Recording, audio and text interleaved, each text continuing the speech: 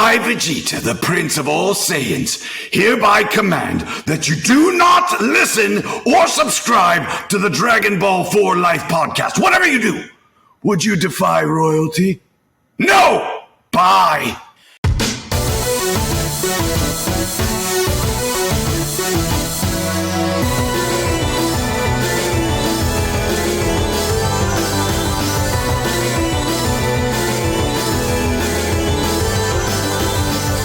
Anime, we have your attention, please, and welcome to another episode of Dragon Ball 4 Life, where you come for the content, but you stay for the culture. We talking about culture like Goku eating soul food. We talking about Ichigo with our Ichi bros. We them outlaw stars, giving you them outlaw bars, preaching the good word on all things nerd. As always, we are your hosts, the Fusion Dance Dons, aka the Mon Gods. I go by the name of Brojita, the Prince of all Sayings, Mr. Matthew Porter, aka Matty Ice, here with my counterpart, the Oob to my Majin Buu, my Den Day one, going from the lookout to the cookout, Mr. Troto Trav. Talk to the people, Trav.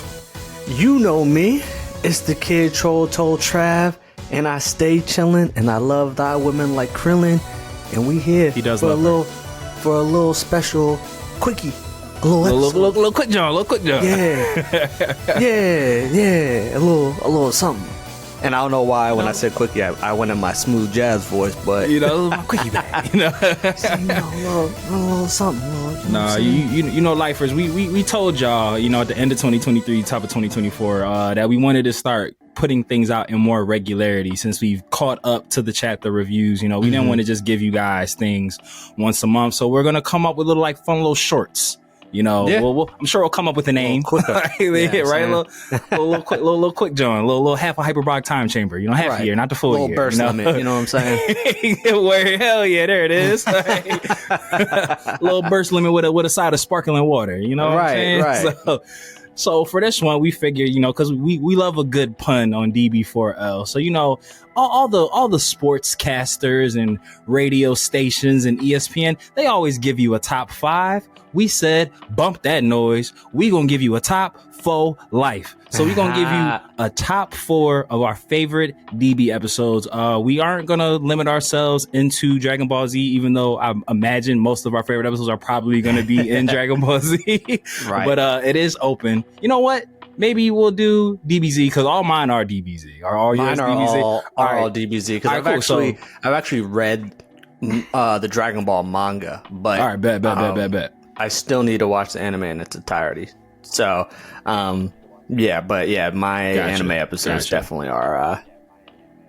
Okay, so all right, so calling DBZ. A slight pivot. So for this little listicle, this burst limit with a side of sparkling water, we're gonna give you our top 4 life DBZ episodes, and then maybe next one we'll do Dragon Ball, and then we could do Dragon Ball Super, and by we top, can do Dragon Ball we Z. say our favorites. So for those that are listening, let us know what your favorites were, and you know we'll talk about them. But these are the ones that, and I'm sure Matt, you're probably gonna at least guess what some of mine will be, or like when you hear them, you're gonna be like, oh yeah, I know why like Trav fuck with that. So yeah. I imagine that a lot of Trav's favorite episodes might be centered around a specific character. Yeah. I think you know where I'm going with this. Yeah, so, big but I'll let you get it. I'll go kick first. It off for us. Yeah. So I'm gonna get the easy one out the way because I've mentioned on this podcast many a times that my favorite episode of Dragon Ball all time is the dubbed title is Best of the Boys, and that was the juniors tournament when Goten and Trunks went 1-on-1.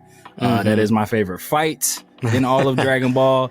It has my favorite, one of my favorite musics, the Pikkon Goku fight. The that's one of my favorites. That could be a listicle too. Top DBZ themes, you know, top DBZ themes that we might do. But just everything about that fight. And you know, it's a win for the Vegeta family. You know, we got one over the Gokus. Isn't it funny that like that it took them, well, I mean, I guess you could talk about future Trunks, but they had to bring it to another generation for Vegeta to get like pseudo win. Get a win. Yeah, hell yeah. Hell yeah. And of course, Goten looks exactly like Goku, so it's sort of pointing in that. I mean, did Goku Jr. and Vegeta Jr. like who won that fight in GT? In that I don't remember in that finale. I don't remember. Did it play? No, out? actually, no. It didn't. I don't think it played conclude. out. Yeah. And did we ever learn who like they were descendants of? Because Pan was their great grandmother. Yeah, Pan was Goku Jr.'s great grandmother. Exactly, but they don't. So they like, never. They don't say who his parents were. They never really say, to the best of my knowledge, like who Pan's kids were, or even who she got married to. You know, right. They kind of leave it ambiguous, just up in the air. It's in the cloud. No one understands the cloud. Yeah, we have two characters that just look exactly like the legendary warriors Goku and Vegeta, and named after them, and we just don't know their lineage at all. Outside of Pan. Right. Especially if we're I feel like, I don't know the age difference. I don't think it's crazy. But the height difference is, I feel like they've always kind of implied that regular timeline Trunks and Pan had like a thing in GT, kind of, or at least she had a crush on him. Maybe. So I was like, who knows? I mean, that age difference is kind of crazy, right? Yeah, I was just about to say, I'm not sure what the age difference is. Yeah, I mean, we ain't gonna put that on Trunks. Yeah, we won't. It's almost as if they're like, you know what?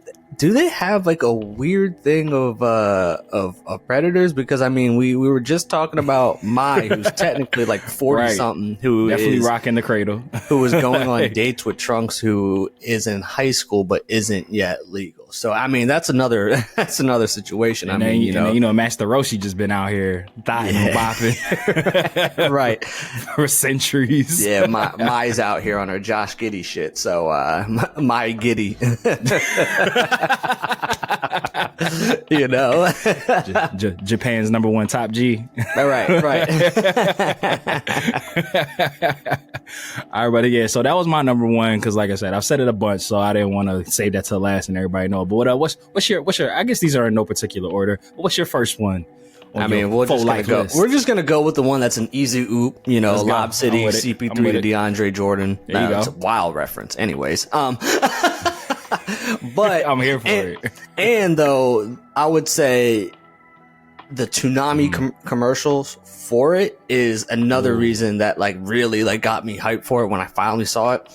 It's when my guy Future Trunks first arrived. Arrived. And I mean, one, I'm a sucker for characters with swords. So we see a Dragon Ball Z character using his sword, not using just straight up ki blast. And he just shows up, goes Super Saiyan, and handles not only just Frieza, but King Cold with ease. After we spent the whole Frieza force gets the pause. Oh man, we spent hundreds of episodes, hundreds of watching everybody struggle against this man. And here comes this time travel that's just like, is this yours? And then just lifts up. Hey Frieza! Hey Frieza! And then like, do you remember in the Toonami commercial when he was doing the burning attack? It was like, and at 4. Yeah, hell yeah, man, that would get me so hyped. And I'm pretty sure too. I saw that before I saw the History of Trunks special, and then when I saw the History of Trunks special, I'm like, damn, like it made me a fan of him even more, because it's like, we had a character that finally went through some pain and strife, and shit was just not good. Like, it didn't get better. He didn't wish anybody back. He was just stuck in this reality. He couldn't wish anybody back. Right? And I always wondered too if, with him learning about Beerus and Whis and everything when he traveled back in the past for the Goku Black art, maybe did he? I'm sure at some point he's going to learn about the Super Dragon Balls. Like, do you think that he would even? I personally think that he's been so far removed from the deaths of everybody. I think he just would let it be and not go for the Super Dragon Balls to wish people, or he wouldn't. What are the limitations of the Namekian Dragon Balls? Like, could he, if he found new Namek in his timeline, do they have the power to wish people back from that long? Yeah, I don't. So I vaguely remember, and lifers, correct me if I'm wrong, but I'm almost positive Namekian Dragon Balls don't have the "you can't be wished back more than once" clause. I'm pretty sure that was like a big attractive thing that we need, that because they could wish back people who had been brought back before, like i.e. Krillin. Yeah, because Right. Krillin definitely was wished back. And there by wasn't Namek in Dragon Ball, like so. a time limit or anything, Yeah, I right? don't Of think like, so. oh, they've been dead for over like 20 years or something like that. So I've always, Yeah. I've always wondered, like, you do know that there's like other beings and, and people in your universe that can get you that sort of information. But anyways, I digress. But yeah, well, the way that Trunks just showed up, badass, had the Capsule Corp jacket with the collars popped up like back in circa the half jacket. Yeah, that serves no functional purpose in the cold. It's like, yo, my titties warm, but my biceps cold. Facts. So name of this episode: my titties warm, but my biceps are cold. Biceps cold. I fucking love that. Yeah, man. So, but to answer your question, bro, I kind of am on the same train of thought as you. Like, Trunks strikes me as someone who is comfortable in his closure. Like, when things happen and he makes peace with it, it just kind of is what it is. Like, he went to a universe where the mother that he was raised by is not there anymore, and it's a mom that I guess is the same but not the same. So it's just like, right, that's like the definition of being okay with, the hands you're dealt. Because it's like, I would imagine that Bulma would obviously have more of an attachment to the son that she's in the right universe with. Her legit son. Yeah, as opposed to like her alternate universe son is just like, oh yeah, I love you too. Right. Like, can you imagine if you had just another timeline version of you show up? I'm like, yo, yeah, fuck out of here, bro. Fuck out my crib. Like, yeah, I'd be getting mad at shit. Go if he's move doing to the anything. West Coast. Yeah, like, go move yeah. over there. Like there's not enough East Coast for the both of us. I'd be fighting with myself if I saw him walk in like his alley or something. I'm like, yo, whoa, what you doing? Hey. You don't know her? You don't know her? Like, what? Yeah, shorty checked in the previous universe, bro. Get out of here, dog. Yeah, right. Like, go back to your timeline. I don't know what you coming from. Right. So, like you should have took care of your shit. They got it. Right. You know how in video games you can change colors outfits? That's what they got to do in that timeline. Like, that Trunks, both Trunkses can't wear the same colored outfits. They got to have he got to have like a red Capsule Corp jacket with a blue scarf. You know what? Because the Trunks that we know and love, just have him dye his hair back purple. Just get back purple. Go back to your natural hair, bro. Go back to your natural hair. Like, don't try to dye it anymore, man. Come on. Or just come to Universe 7. Come chill in Universe 7, bro. Like, we miss you here. That's all he needed to do, because at least there's a distinct difference between the two of them. Exactly. All right, you got a young one and an old one. Exactly. So you all good to go. All right, let me see what I got. For my second episode, much in line with your first, I think the rest of mine are centered around one specific character. So we always talk about, this man not getting his just dues, but every now and again Toriyama remembers, let me throw this man a bone, and it's my guy Vegeta, guy Vegeta. Look at him, little bone. And the bone that he was throwing on this one, definitely friend of the show. The bone that he was throwing on this one was a metallic bone. And my second episode is No Victory for Android 19. And it was the episode where Super Saiyan Vegeta beat the dog shit out of Android 19. When he first arrives. Yeah, buddy. And he was just like, if anyone's going to kill Goku, it's going to be me. I can't let you put the paws on you no more, bro. he pulled up to the function after, like, straight from the barbershop. Like, I'm feeling on a bean right now. Like, I got my lineup. Y'all can still see the chart lines. So let me show y'all what I'm about to do and bag the best short. Yeah, he had that fresh. I'm telling you, he had that fresh Fashion Nova men's fit. He got rid of the shoulder pads, was strapless. Went strapless with the vest. And it ain't even out yet. He had the Fenty Limp Bomb by A$AP Rocky. Like you said, look, I'm traveling time. I'm transcending time. What you talking about, man? Big facts. He was just like, he said, let me get rid of the shoulder pads. He said, this one's for fashion, not function. He was like, trying to make a statement out here. But we always talk about like Vegeta, his smugness, and him like talking his shit and everything when he puts the paws, curse. The hands and the feet. It is a gift and a curse, but I don't think there's any better example of Vegeta shit talking than this episode. Right. And it was just so funny because like how much of a fat lard Android 19 was. Yeah. It was just hilarious that he just showed up and was like, you weakling. Like, let me toss you around real quick. You ain't nothing. Just you know, butterball. Even him like letting 19 grab onto him and, you know, suck the energy out and whatnot, what have you, and just be like, yeah, that's Freak right, bull. Android. Never say die. Like, that's like one of my favorite parts. And, you know, pushes his hands off. Yeah, it's just the smugness and the ass whooping and the victory. And I feel like Toriyama often forgets about the Big Bang Attack. Like, we always see Final Flash. We always see Gallic Gun. This was a time where the Big Bang Attack got the shine, and it's very rare that Vegeta ever uses the Big Bang Attack anymore. You know, that's like his OG finisher. So, you know, having 19 get blown to smithereens with the Big Bang Attack was just the Pierre de Resistance. You know, what is annoying ass voice? Yeah. You know what's crazy? Shut your fat ass up. As annoying as it was, I loved the Faulconer version of 19's voice. Like the redubbed, like the Kai version of Android 19's voice is terrible. Like, fucking hate it. Like, they said, you want it worse? Bet. We got you. Yeah. Like, it shit went from like high pitched to super low. It was just, not good. Yeah. What's good with you, boy? Yeah. He's like, I am sucking all your energy. Like, I'm like, what the fuck is that? Like, freak boy? Yeah. Like, fuck out my face, man. Nasty ass motherfucker. Get your white pasty hands off me, sir. Yeah. And your hat is trash too, whatever it is. Right, yeah. Like, whole fit is garbage. That's a binky on your head. Right. What you let me just ding, like a little bell on at a hotel lobby. Man, got a bell. He got a bell / baby nipple on top of his noggin. He said, man, just check me in and give me my hotel room card, man. He did the bow tie. He definitely looked like a bellhop. Yeah, his concierge ass, like he said it should say room 19, bro. Like concierge ass nigga, like not Android 19, right?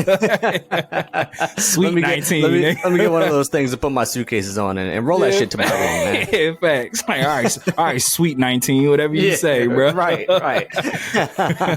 Double entendres of Hilton 19. Hilton 19. Name of this episode. All right, bro. What you got next? What's your second one? Plenty of options. I'm going to stick to the same theme, and I've talked about this episode so many times, but when Trunks returns to the future and kills 17, 18, and Cell. It's just after watching there's been actually multiple times that I've watched the History of Trunks special and then watched that episode immediately after it, because you just knew the pain and strife that Trunks went through in his timeline, and then the struggle that he still went through when he went Super Saiyan. And then when he arrived in 17 and 18, we're cocky as hell. Like, you know what? We're going to eliminate our fun, but I'm mad because you killed this guy that I thought looked cute. And then, sure enough, Trunks said, I don't think you got the funds for that, big fella. So, he's an easy big fella. And he handled them with ease. And and that's another thing I love about Trunks, is because, I mean, he had to be this way because of just his upbringing. But like, he ain't giving nobody second chances. He ain't trying to play around. He just wants to handle his business. Done. And we out. Quick, fast, and in a hurry. We need more characters like that. Yeah, because it's just kind of like, you know, obviously Goku like, I want to fight you again. And then Vegeta will let someone, you know, train or absorb or get stronger, then he gets murked. And it's just like, I really bang with Trunks' energy just because he's just, I'm here to handle business. I ain't trying to let shit get worse. My life already sucks. Like, I need to make sure this shit gets better. So yeah, that episode, like sometimes I'll just run it back randomly. Like, I just love that. I just love that episode. It's just right to the point. And then Bone was like, oh, you look different. And you say, yeah, you know, I'm in the gym. You know what I'm saying? I'm in the gym working out. You know, you bet about that 450, you know? Yeah, you know, I just PR'd, you know, so it's all good. It ain't nothing. He said I just slammed the G Fuel, feeling good. Ooh, plug. Energized for the day. You feel me? And I like how he lost the jacket. Like, just went straight tank top. He's like, yo, I'm about to catch wreck with the suns out, guns out, Right. I mean, they 17 and 18 didn't see he looked a little different. Like they didn't see like, boy, oh shit, he looked like he'd been working out. Okay. Like facts. Like, that's a good point, Trey. I never thought about that because like they literally sent this man running to the past, and then he show up like with wanting the smoke, and they just like, oh, he's still a bitch. Like, no, he's not. like it took a couple punches and like, whoa, I don't know what happened to you, kid, but you seem a lot different. Yeah. Damn, bro. You know what's crazy that I just thought about? Trunks traveling back to the future, he essentially could have landed like same day that he left. Like timeline wise, so they really could have been thrown. Like, bro, I just seen you yesterday and you was a bitch. Like, the fuck? Say, weren't you just like I was just slapping you around? I couldn't even like feel the punches. I just literally just stood there and took them. Yeah, like kicked you across a field. Like I was like stomping your head out in some grass. Like, what's going on? Damn, that's a dick move by Trunks. He purposely went back like the day he left so he had to throw everybody off. He was like,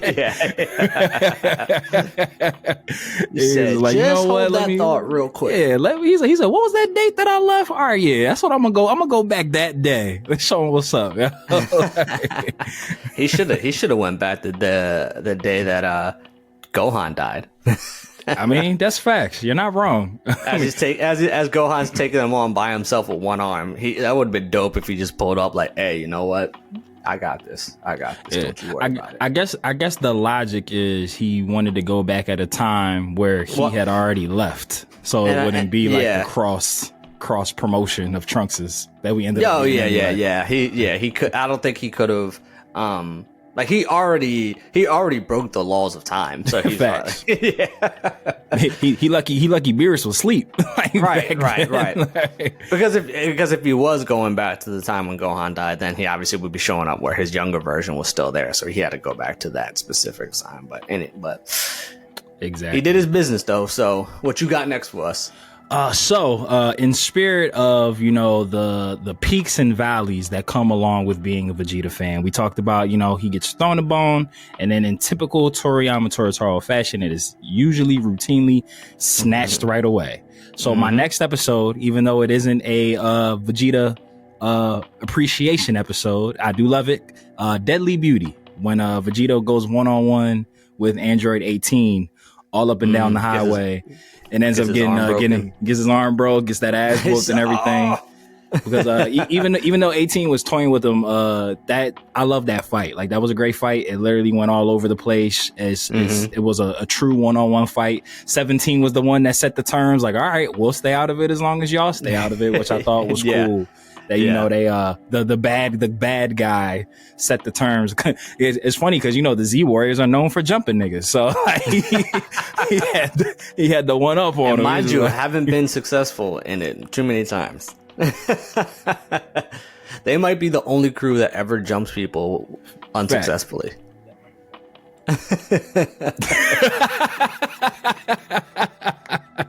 That's facts, bro.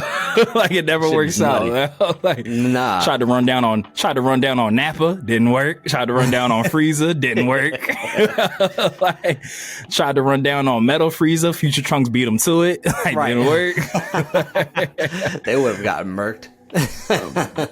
Big facts. But I feel like that is a missed opportunity to have King Cold cook, because I would love to have saw him fight, because I feel like I don't know if it was written and or alluded to, but I remember hearing somewhere that King Cold was like stronger than Frieza, like at that time. I also don't know why either, when he saw his son get easily killed like that, why he didn't go to his next form, because he wasn't in his final form. Yeah, man's was in second form. Like, he was in form 2. That's what I also love about Trunks too. He was like, yo, I'm just gonna kill you right here.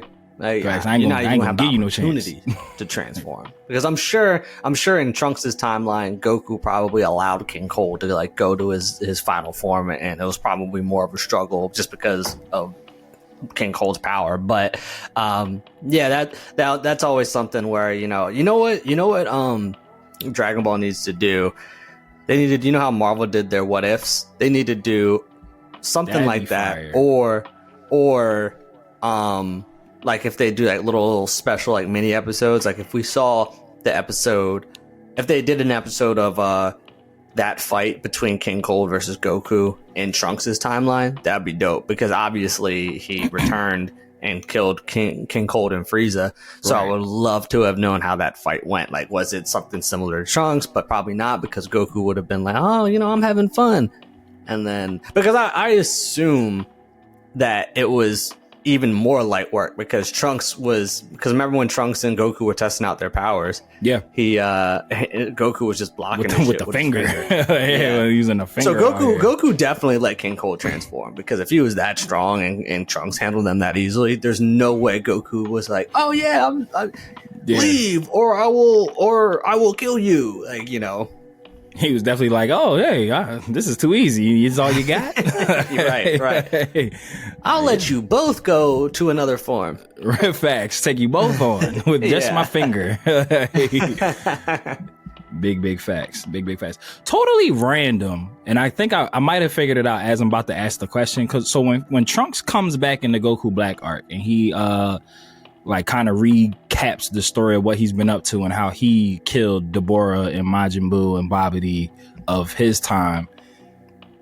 Correct me if I'm wrong, but the reason that Babidi came to Earth was because there were strong enough people to steal energy to open up the egg.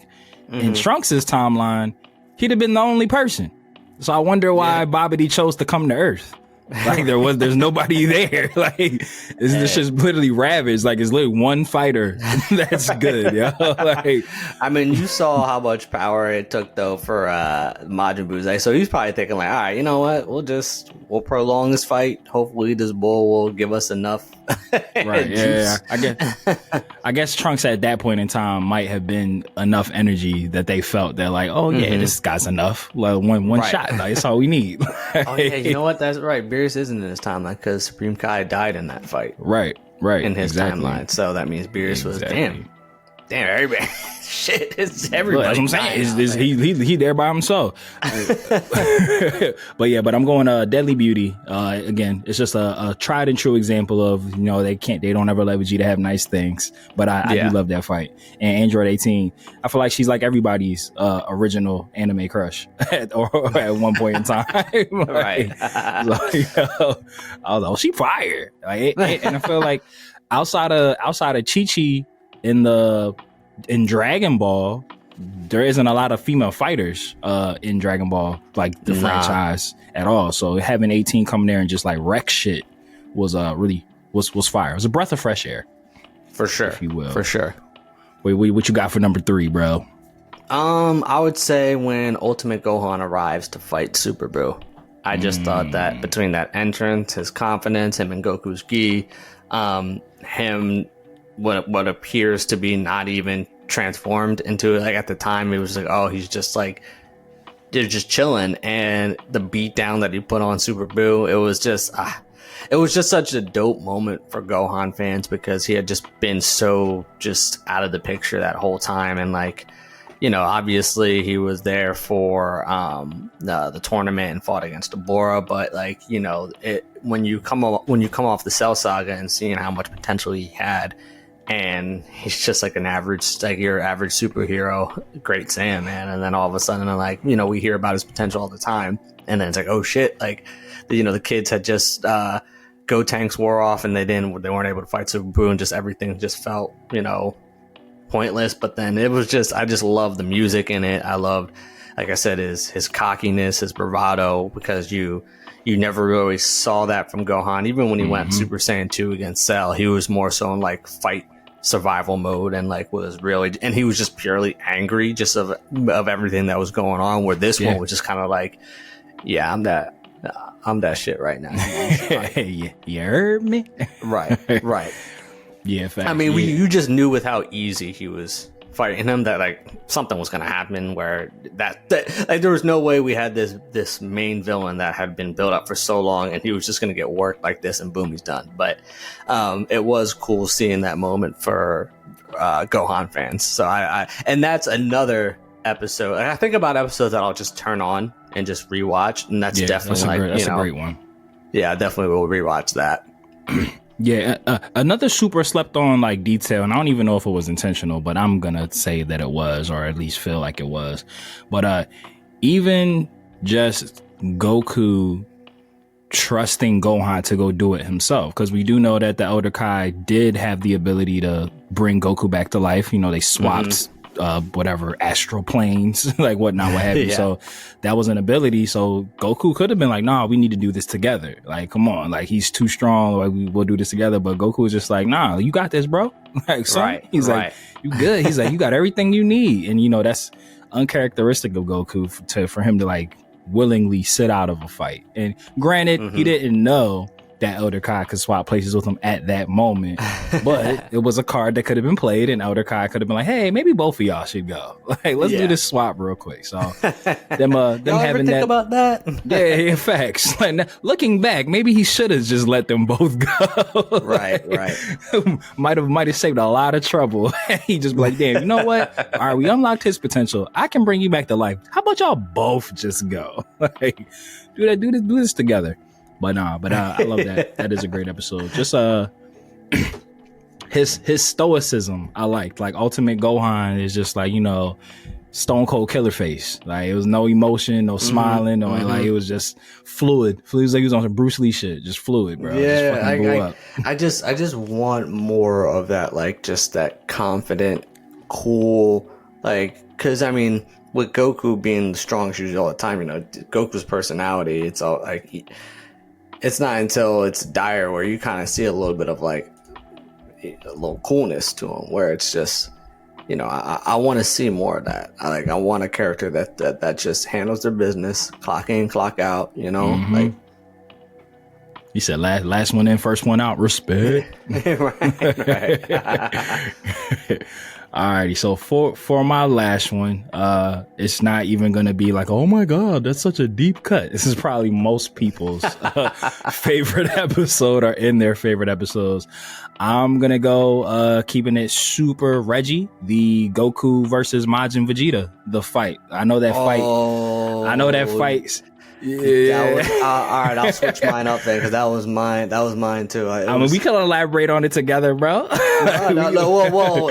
Well, you mentioned it, and then like what I was between that and something else, which kind of like correlates with that fight. So yours is like perfect timing. So look at that, always simpatico, always wavelengths connected. But yeah, just having that fight, because we hadn't had a true Goku versus Vegeta fight since their fight in the Saiyan Saga, because we had Vegeta versus Captain Ginyu in Goku's body with assistance from Krillin and Gohan and whatnot, what have you. And then, you know, they became frenemies and were on fighting for the same side and whatnot. And Goku was sidelined all of the Android Saga, and they were fighting common enemy in Cell Saga and whatnot, what have you.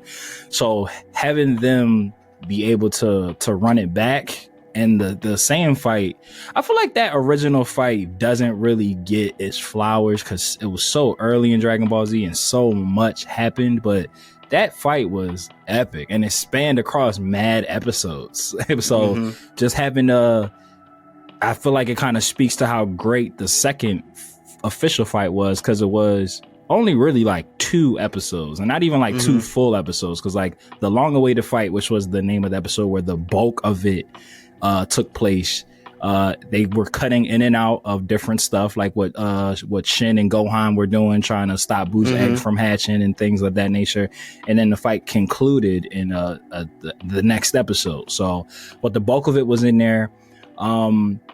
Probably one of my favorite Vegeta moments ever is when he's giving the monologue about why he needed to let Babidi take him over. And, you know, when he gives the speech about, you know, try having your life, ruled by another, and then this and the third, and going through, being, a slave to Frieza, and then Vegeta being the one to take Frieza out, and things of that nature, and just, talking about like, bro, like my life has sucked. Like this is the one thing that I have control over, bro. Like, and I need it for myself. And even a thing, an aspect of that I really love is, even though like Goku was disappointed, I feel like he understood. Like, I feel like he got it. He was just like, this has to happen. Yeah, you killing innocent people was super fucked up, but it's just like, you didn't want me holding back. You needed this fight. You wanted this fight, and for all, you deserve this, bro. Like, I get it. Like, I've been there, and it's funny. It's so funny, and again, could be accidental, could be on purpose.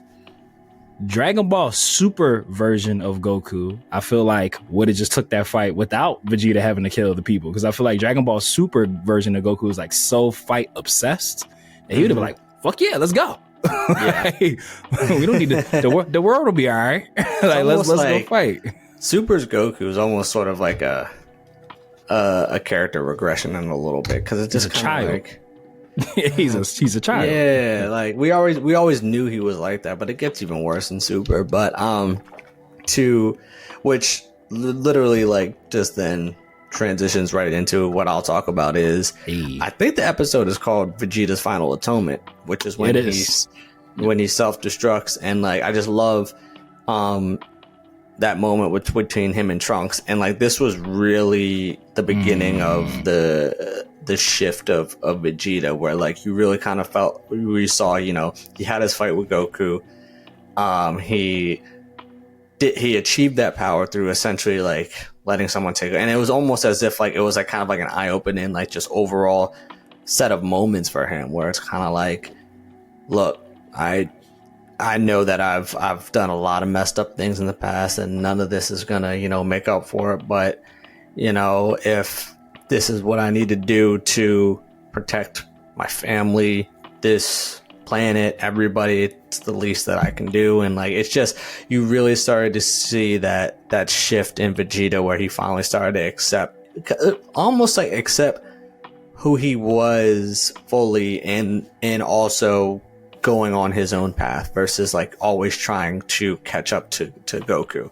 Yeah. So, and then also to the ending where, you have the Faulconer score with the music, the dynamic destruction music. The narration as Vegeta, starts screaming and it all starts to explode. It was just like, oh yeah, when the narrator like comes in earlier than usual, his goodbye to Vegeta. Yeah, that was a great touch. The narrator is like talking as like Vegeta's still kind of like having his art. It was like, you really felt that moment. Yeah. And it just, there's not many moments I feel like where I was close to getting the chills in Dragon Ball Z, but like that, like combination of the narration, Vegeta talking, he was sacrificing himself. It was like, I was like, ooh, I felt that. I just got goosebumps just now, bro. Right. You gonna run it back after this episode? Always. Well, I mean, I'm gonna have to YouTube, because it's not the same without the Faulconer score, bro. It's not the same without the Faulconer score. Like, I love the fact that Crunchyroll has like the Funimation dub, like so all the voices are like my nostalgia voices, but the music makes the world a difference, bro. Like, it really does. I mean, it's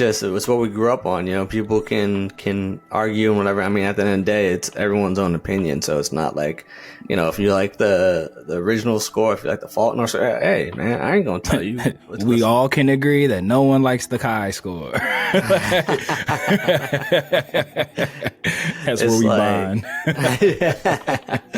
But yeah, man, that was mine.